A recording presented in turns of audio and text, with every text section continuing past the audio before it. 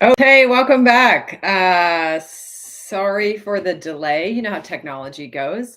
Welcome back to this month's Q&A, Horse Fitness Q&A. If you are live, drop a question in the chat and I'd love to try to answer it or about some ideas around with you all. In the meantime, since the last Q&A, a lot of things have happened. My new book is out, 33 Strength and Fitness Workouts for Horses, and it's available widely. I'm super excited about this book for a lot of reasons, but it's going to be a great use resource for people. Super helpful, very actionable things to do, both groundwork and riding.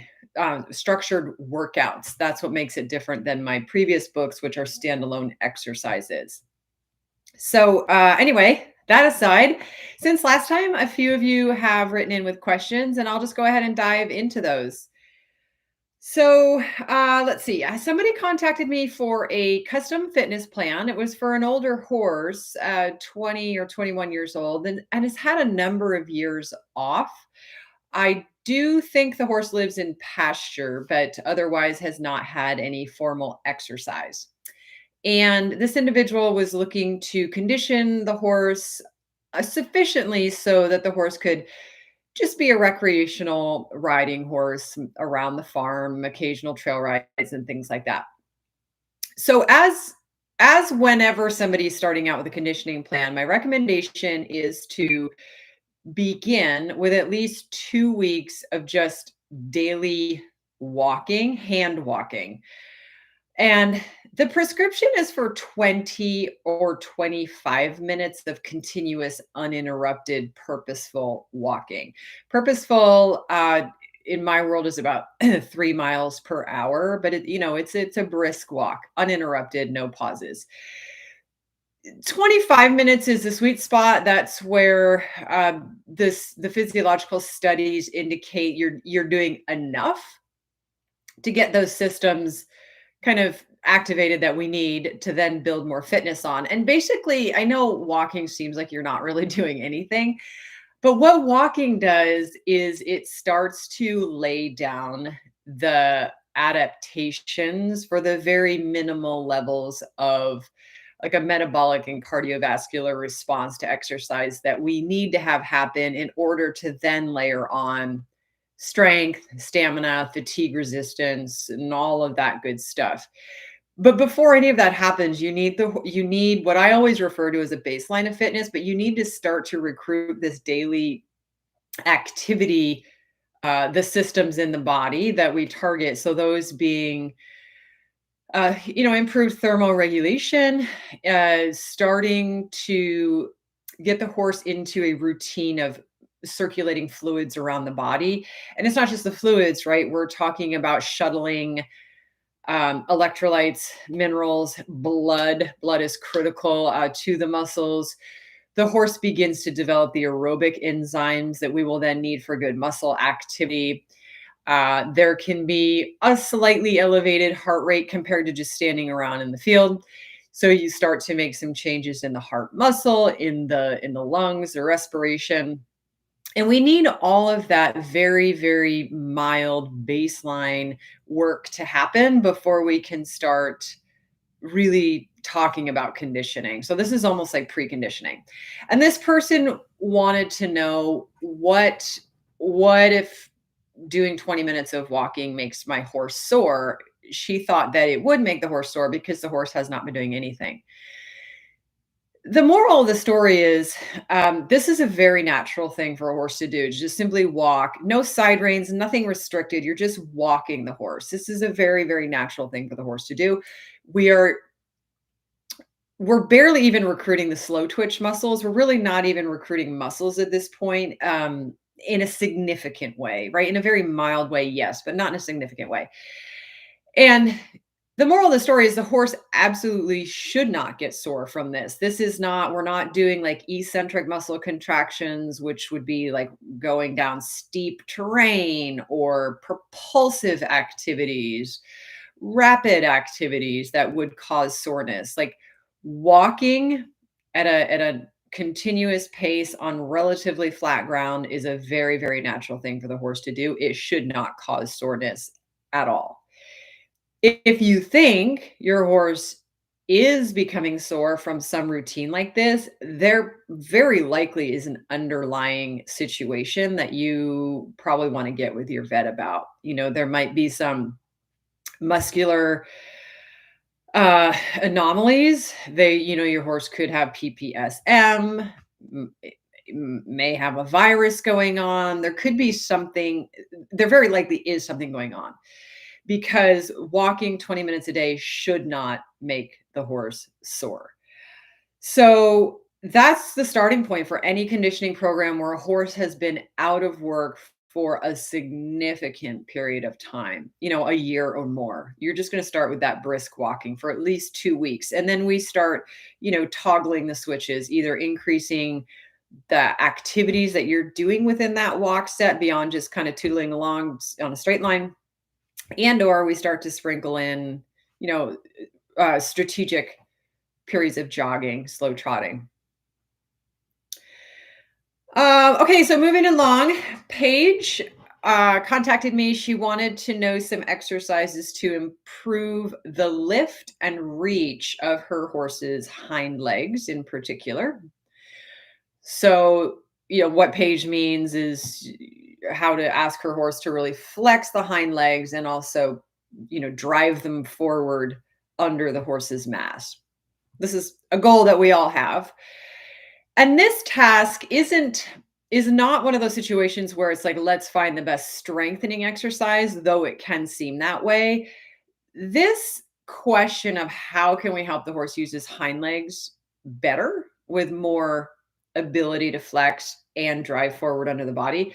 This is really a matter of range of motion as much as it is one of propulsive strength.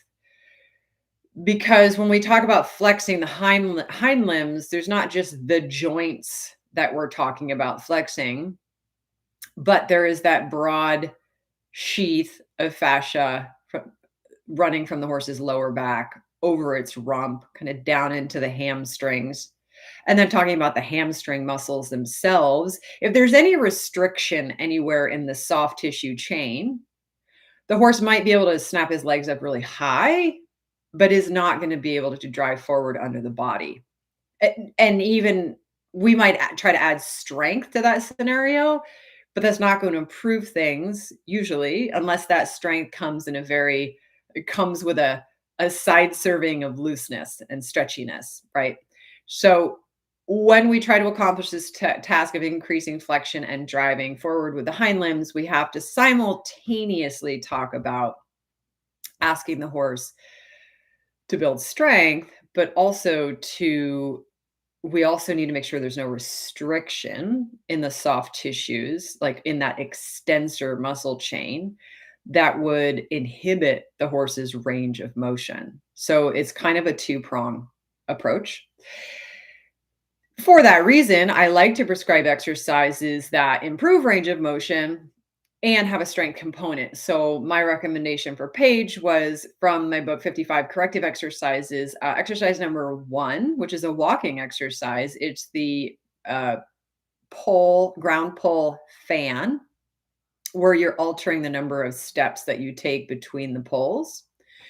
That's exercise number 1. And then I'm forgetting what number it is, but exercise that I call stretch and climb through, where you alternate asking the horse to walk over a sequence of ground poles that are raised high and a little closer together than a normal walk or trot step, followed by several poles parallel to each other that are on the ground and spaced wider apart than the horse's normal walk or trot stride. So you're asking the horse to kind of quickly go from lifting and flexing the limbs to extending the limbs. And you would repeat that a number of times that is appropriate for your horse. Now, with any exercise, because I get asked for exercise recommendations all the time, they always come with caveats that no exercise is going to work in a vacuum and no exercise is going to work like immediately. So when I or your trainer might recommend an exercise, you're really only going to see the value when you commit to doing it on a weekly basis for a number of weeks and really put your heart into it and be thorough with it, that's when you're going to see the value of the exercises. There's not any like one and done situation in terms of building strength. In terms of making like a neuromuscular change, absolutely. Like a coordination change, sometimes you can just present the horse with a task one time and see like a coordination change. Horses like us, if you've ever been to a physical therapist, the body's pretty quick at making neuromuscular changes. But when we talk about strength, we are talking about changing, the cross section of muscle fibers. And that there's no way around it. That just takes at least 6 weeks of time to change those structures. Whereas with neuromuscular changes and signals, you are truly just changing the wiring and the signals. So those things happening quicker. That's probably a side tangent. We don't need to go down that alley today. Maybe down the road. I was hoping to get through at least 3 questions today. So moving along, I've had a few of you write in and ask about recommendations, again, exercise recommendations for horses that have lost muscling. I'm going to be general here, but sort of around the withers. So, two of you contacted me and thought that your horse had lost muscling in front of the withers, like that triangle of muscle right at the beginning of the crest of the horse's neck. That seems to have kind of shrunk up on your horse. And a couple of you thought that maybe it looked like your horse's wither was suddenly more bony, like maybe the area alongside the wither had kind of atrophied a bit and was wondering kind of what's going on and how can we fix this. Now, obviously, we start talking about this junction of the horse, which is a major junction. There are so many things that could be going on, right? Like we know that it could be a change in their body weight. It could be a saddle fit situation where the horse is not comfortable using the longissimus muscle and it has actually shrunk right there alongside, leading up to the withers. Could be a sore feet issue and the horse is moving kind of short strided in front, and that would cause a diminishing of muscle in front of the wither. But I could just go on and on and on about all the things that it could be. But what you want to try to do, generally, when we talk about these muscles kind of up around the top of the shoulder, generally the things that when there's been a dysfunction, the things that help kind of repair good movement and development in this area include the following. Riding in a long and low stretched neck position with really active gaits. So not asking the horse to just like drop his head and neck and move around in a slow kind of pokey jog, but like a really active, again, range of motion, not running away, right? But full, nice big trot with the neck stretched forward and downward, not restricted, no gadgets, no side reins. What I call horizontal frame conditioning. So not asking the horse to be in a collected frame, but a horizontal frame. And then you get all that whole chain of muscle working really synchronistically again, the back muscles, the rhomboid, the trapezius, the serratus muscle, like we can't address them in isolation. We really need that whole chain working harmoniously together. So to put the horse in a horizontal balance and work with nice forward gaits is generally the way to kind of repair this area when there's been some dysfunction for whatever reason. The other thing that is very helpful, and I've written back to a couple of you about this, is the canter. We talk about the shoulder sling, we talk about the shoulder, we talk about the trunk of the horse. The cantering mechanics are terrific for this. And because the canter includes this natural oscillation of the horse's neck, if a horse has become a little bit restricted in its movement, and that is part of the reason you're seeing this shrinking of the muscles there around the withers, nice, brisk, active canter. Again, not charging, not frantic, but just lively cantering is a wonderful way to restore that muscling, can be a wonderful way to restore that muscling.